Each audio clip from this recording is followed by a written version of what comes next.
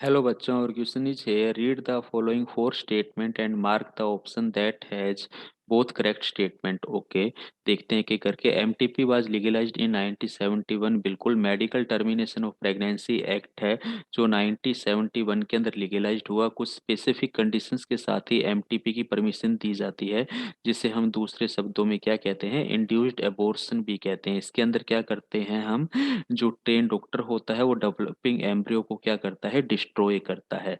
अब ये developing embryo जो डिस्ट्रॉय है कुछ स्पेसिफिक कंडीशंस के साथ ही अप्लाई किया जाता है। ठीक है, ये सब एमटीपी एक्ट के अंडर में आता है जो 1971 में इनिशिएट किया गया, तो बिल्कुल सही है ये बात।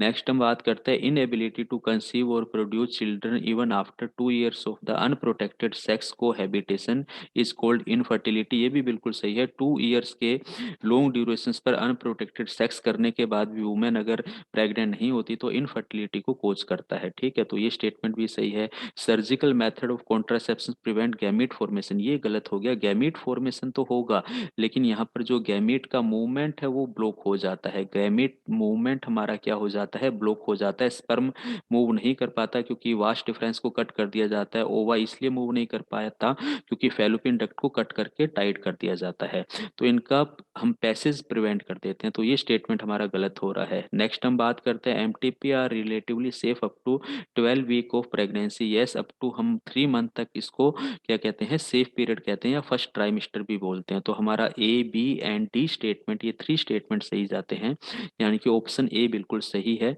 जो हमारा, अगर हम बात करें यहाँ पर हमारे सी स्टेटमेंट की, तो सी स्टेटमेंट तो यहाँ पे पूरी तरह से गलत है, इस कारण बाकी सभी ऑप्शन गलत जाते हैं। तो ऑप्शन ए बिल्कुल राइट आंसर है। Thank you.